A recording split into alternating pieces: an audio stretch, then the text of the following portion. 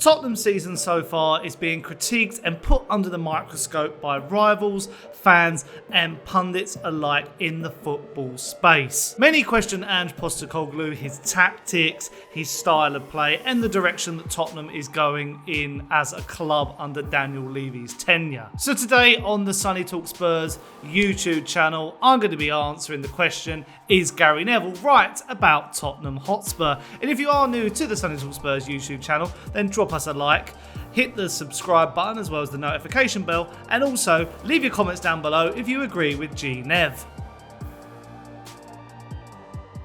This video actually caught me by surprise because it was on Gary Neville's Overlap US channel, and obviously this is just recently launched. And they were surprisingly talking about Spurs on this, which I think they were mainly talking about Manchester City, as that is Spurs' next fixture in the Premier League after the international break. So Tottenham was bound to come up as a conversation point. And he goes into detail about different things regarding the club and the direction it's going under Daniel Levy, the coaching by Ange Postecoglou. So there was a lot to dissect in this clip. So without further ado, I'm going to show you the full clip in its entirety and I'm going to react to the different points that G Nev brings up. When they come back from the international break, their game is against, in the Premier League, Tottenham. And I just want to get a few thoughts on Spurs for you because that's one of the other interesting storylines at the moment. We don't want to use the word, but we're going to use the word. It is the most Spursy season of all time, in that you're beating teams you shouldn't, like Villa, like Man City in the Cup, and then you're losing to teams you shouldn't, like Galatasaray in Europe, like Ipswich that we just saw at the weekend. The up and down inconsistency, Ange Postecoglou said this weekend, is down to his approach. So therefore, of course, the question is, you have to change it, don't you? He has to change it, his approach. Yeah, he looks really down, doesn't he, in the interviews when you see him come in. He looks, you know, not going to say he lost, but he looks really sort of down on himself. But he's getting some pretty poor performances out of the players. But then, you know, at Old Trafford, they were fantastic. I know. That's it. City in the Cup. But I look at it at this moment in time, and I really like Ange. I really like him at Tottenham. I think his style of play suits the club. I just wonder whether he feels let down with something.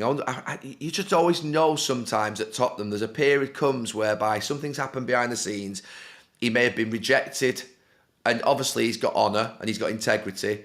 And obviously you know what happens there at that club. There's one guy who runs it and he sort of says, no, this is what we're doing. And then you've almost got to sort of like kick off, and that's a bad ending. Or you've got to sort of keep quiet, and that's probably not the best either. He looks like he's in that type of mode where he feels maybe a little let down by certain things that may have happened. He might be let down by the players.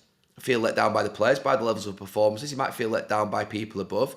But he also, I think, is taking responsibility himself, which I would expect him to do. That's what good managers do. They take the responsibility themselves. They take the sort of pressure away from the players and don't pile it onto the players.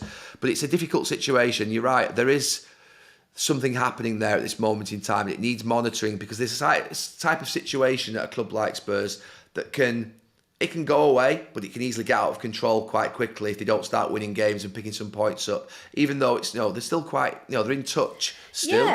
Yeah. I mean, the crazy thing is, if they'd beaten Ipswich, they'd be third, and we'd be having a completely different conversation. But they're sitting 10th now. Interestingly, this season, the stats, if you look into the deep stats, the stats are better. Or virtually every area of the Premier League stats are better for Spurs this season than last season. Their expected points are that they should be third. So there is definitely hope in amongst the fact that it is so up and down. I just had one other question for you. He obviously talks about how he wins a trophy in the second year wherever he goes, Ange Postecoglou, and we all know that it will be 17 years in this May since they last won a trophy, which was that League Cup in 2008. If he wins them a trophy like he says he does it kind of null and void the league? I mean, null and void the league, not to the extent, I mean, the club above him, the people above him will want European football for cash. But I think if he wins a trophy, which he said that's what he does in second seasons, and that's what Tottenham need, that club needs a trophy. Newcastle United need a trophy. Those fans of those two great clubs need to celebrate silverware. They cannot go 15, 16, 20, 30 years without winning trophies of significance. They have to win trophies. So for me, if he won a trophy this season and he finished 8th or 7th, obviously that would be a disappointing year in the league. But I think that Tottenham fans and Ange Postecoglou now would snap my hand off, and I would if I was them. Well, I mean, 8th or 7th is probably Europe. So what about if you finished 10th and won the FA Cup? Yeah, I mean, if he was in 8th, he'd be in the sort of... what would he be in then? Probably, depending on who wins the FA Cup. Yeah, I think he'd be in the conference. Yeah. So if he finished 9th or 10th and they won the FA Cup, you all right with that? Yeah, I'm all right with it. We've had this situation at United, haven't we? Eric Ten Hag winning 2 trophies in 2 seasons. And you look back over the last 10 years of disappointment at United, and they've won 5 trophies. Now, they spent 1.8 billion quid, let's be clear, but Tottenham haven't won a trophy in that period at all. They've not won a trophy. So they've not won a league and they've not won a trophy. That's the unacceptable bit. If Tottenham had won 3 trophies, 4 trophies in the last 10 years, the FA Cups or a Europa League or a League Cup, Tottenham would have, that's a fantastic period for Tottenham. So if Ange can win an FA Cup this year, if he can then the year after build on that again and get a League Cup, or he can get a top 4 finish, that's a successful period. You're up against giants when you're Tottenham. Tottenham at this moment in time, they're probably trying to sell the club, I would imagine. They're probably trying to bring in this huge owner that can fund the team to get them to spend the level of money that the Chelseas of this world, the Manchester Uniteds, the Cities, Arsenals have spent. That's where Tottenham need to be challenging for the league. That's not going to happen under this current ownership. So to win FA Cups and win League Cups is absolutely, I think, a massive success. So all in all, Neville has more of an issue with Levy than he does with Big Ange. And as many of you will know, if you're subscribed to the channel already, I love Ange Postecoglou. I'm wearing his t-shirt yet again. And my issues with Spurs more stem from Daniel Levy. I'm not the biggest hater of Daniel Levy because I appreciate what he's done for a business sense for the club, growing us off the pitch with the stadium, the training ground. But obviously, my irk with him comes from not pushing us on in the transfer market and on basically footballing sense. So, G Nev obviously likes Ange Postecoglou. He is very, he praises him a lot. He thinks he's going through a bit of a torrid time, but appreciates his approach and how he goes at Spurs. And that I can relate to. I agree with it 100%. I think more of our issues at the moment are to do with off the pitch than on the pitch. And that's going to have to come with time. It's just a situation that's been at the club for many years, especially since I've been a supporter, because I've basically lived through the whole Levy tenure at Spurs, which is quite frustrating. But what is quite interesting is some of the stuff I've seen since this video has gone live, and that is apparently Ange Postecoglou has fallen out with a few players, including Destiny Udogie, Guglielmo Vicario, Rodrigo, Bentancur, and Cristian Romero as well. So it goes to say that, I mean, I'm not surprised I'm not sure if this story has been inflated, because obviously this would have come after the situation with the Ipswich result. I was at that game. It was absolutely dire, and it would seem that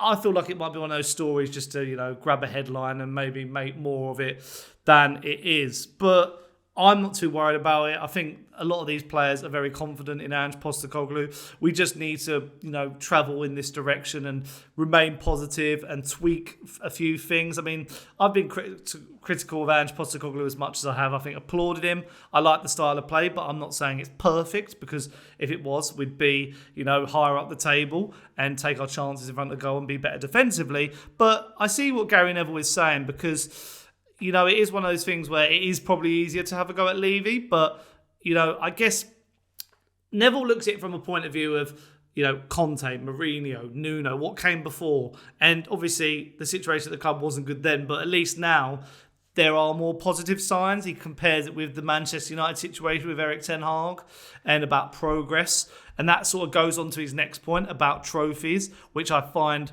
really, really interesting. And what I'll do is I'll read out those quotes again. But I believe this is important to go over with a fine-tooth comb. It said, the former Manchester United defender said on It's Called Soccer, if Tottenham had won 4 trophies in the past 10 years, that would be a fantastic period for Tottenham. If Ange can win an FA Cup this year and build on that with a League Cup or a top 4 finish, that's a successful period. You're up against giants as Tottenham. They're probably trying to sell the club. I'd imagine they're probably trying to bring this huge owner to fund the team and spend the money that the Chelseas, the Manchester United, Cities and Arsenals have spent. That will not happen under the current ownership. Again, that sort of Levy rhetoric that he's going down of basically saying that in Tottenham's current frame, it's not going to happen.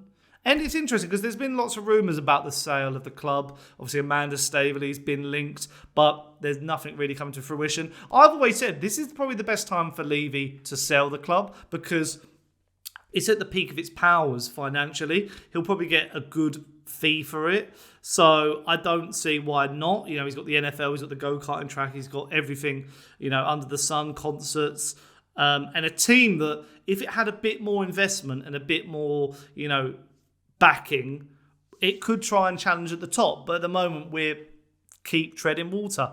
Talks about a trophy. I think that's the whole idea of, we always come around to this because, you know, what shows progression at a club? Is it good league standings or is it winning the trophy this year? Is it winning the League Cup, winning the Europa League or going for the FA Cup when that kicks off in the new year?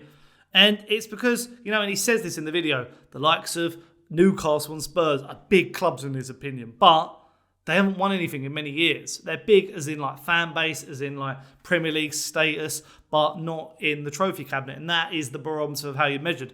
I feel like if we win this trophy, which has been eluding us for years and years, then we get a monkey off our back and the hoodoo and all the negative energy stops at Spurs, which is what a lot of people do want.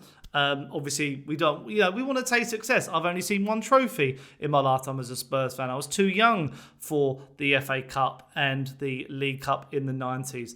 I've only seen the League Cup, obviously, in the noughties. One of the first and only trophies I've ever seen. So it is frustrating as a fan to not really, you know, go that one step beyond. And, you know, we see us losing different finals and stuff like that and semis and not turning up and fielding weak sides where we should probably be going for it. And I've always said, I've said this season, we should be going for the Europa League, really going all in for that because you get top four and Champions League if you win it for the next season. So that financial gain comes from that.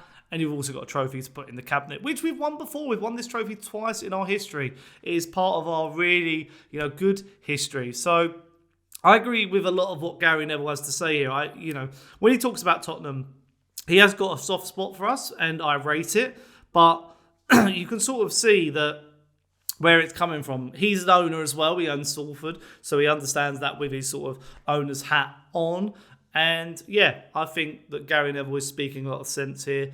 But I just think that the club needs to really push on. I still want to back this manager. I still like what we're seeing. They even say about the underlying numbers that I mentioned in one of my recent videos that are in the right direction. If we'd beat Ipswich, we could have been third. Like, it's really a topsy-turvy Premier League season. But you're going to have to let me know in the comments down below. Do you agree with G Nev, or do you just think he's talking a load of rubbish? And if you have enjoyed, leave a like, subscribe, and hit the notification bell. Leave your comments, as I said. And I'll see you guys next time. Bye.